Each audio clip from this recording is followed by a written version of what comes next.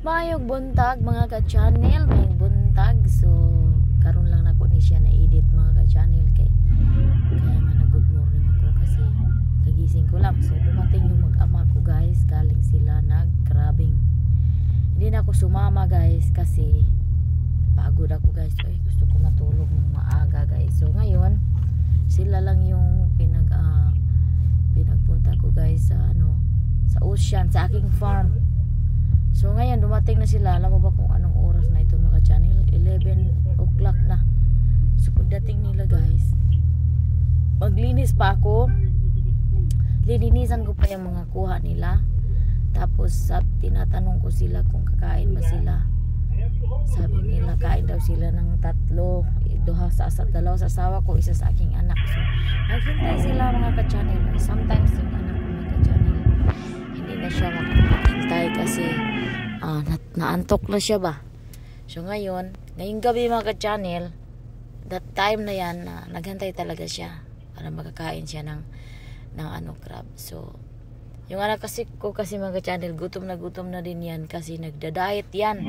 Kasi sumali kasi yan sa football mga ka-channel. Alam mo naman sa football kailangan magda-diet kunti kasi para pag tumakbo hindi napapagod. So pinapadiet sila sa kanilang mga coach. So ngayon ang ginagawa ng asawa ko, tinitimbang-timbang niya yung mga pagkain niya, kahit yung mga oatmeal, mga rice niya, like tinitimbang kasi talagang tama lang talaga ang kakainin sa araw-araw. Naantok ako mga ka-channel. Habang naghantay ako dito ni TG, naantok ako mga ka-channel. So ngayon, every morning ang asawa ko magagawa ng pagkain para sa kanya para hindi bitaw masira yung diet niya. Dinadiet talaga yung mga players mga channel kasi yan, tatakbo ng running sila mga channel. Ang anak ko guys, mataba kasi yung anak ko. Gusto niyang mag-join sa football. Okay, kung mag-join ka, sige, you need to follow what your coach sa mga sinasabi niya, gano'n, yung mga diet. So kayon, diet sa mga channel, pati ako nahirapan ako sa kalisod mga ka-channel kung ano yung papakain ko niya araw-araw. Kasi araw-araw, 3 beses siya kumakain sa isang araw. Kung may snack man, kunti lang din. So talagang dinadiet para makuha yung taba-taba sa kanyang katawan para magiging abs ba mga channel ba no. So ngayon, yan, hirapan kami sa kalisod mga channel para mag-prepare ng kaniyang pagkain. So ngayong gabi na to, nagka-grabbing sila mga ka-channel. So alam ko talagang gutom na yan.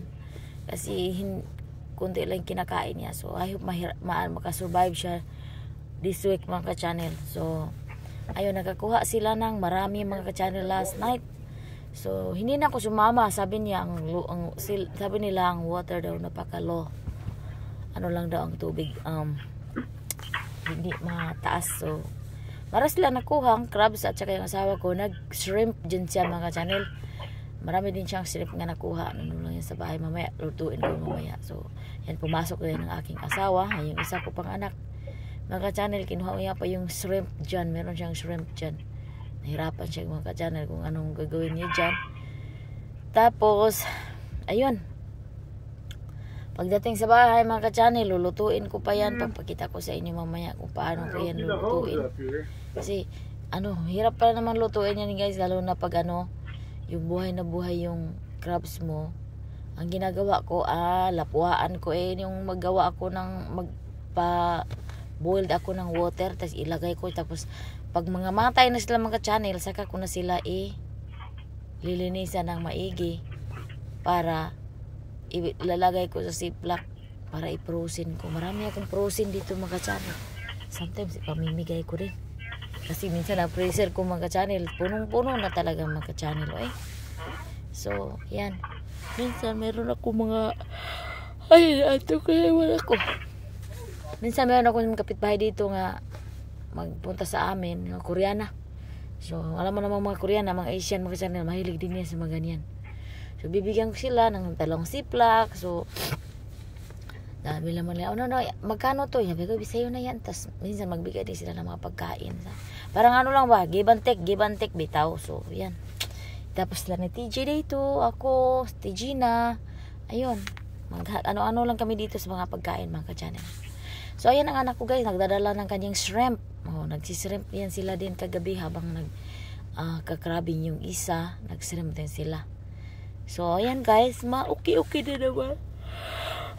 Ay, naman ako guys. So okay din naman yung huli nila kagabi guys, hindi not too bad ba. So ayun, papakita ko sa inyo kung ang pagluto nito guys. Buboil ko lang guys. Kasi mga anak ko guys, yung ang kakainin lang nila guys, yung ano lang naman, laman. Hindi nga sila kumakain ng ano yung tawag yan, aligi. Hindi sila kumakain yan. So ang laman lang talaga ang kinakain nila. Tamis-tamis ng laman guys pag fresh yung pag fresh yung crabs galing sa aking farm, char. So ngayon guys, so malapit na siyang matapos dyan. Pupunta na kami sa loob in a minute. Tapos pakita ko sa inyo kung paano nila kakainin yung crabs. Ang asawa ko guys, hindi na yung kumakain pag ang crabs maabutan na ng umaga. Gusto niya fresh talaga, mga ka-channel.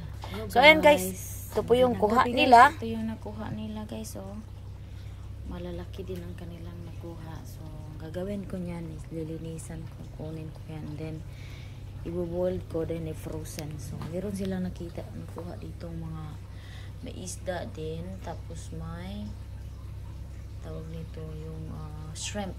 So ayun guys, shrimp. Tsaka meron akong binoboil dito para kumakain sila for tonight. So thanks for watching guys, bye. Ito guys, so kumakain na sila guys ng crabs ng madaling araw na, almost 10 minutes guys, mag 12 o'clock in the morning na here, in the middle of the night, right? Yeah, 12 in the morning. Yeah. So yeah, yan guys, yan yung kuha nila. Lami dili. Gusto lang kumakain ng ganito pag just catch, kasi it's fresh. Fresh, that's right. See, can I see it, Daddy? Only way to eat. Alright guys, ito lang naman ang ating video for Fresh, today, fresh. for tonight. Thanks for watching. Bye-bye.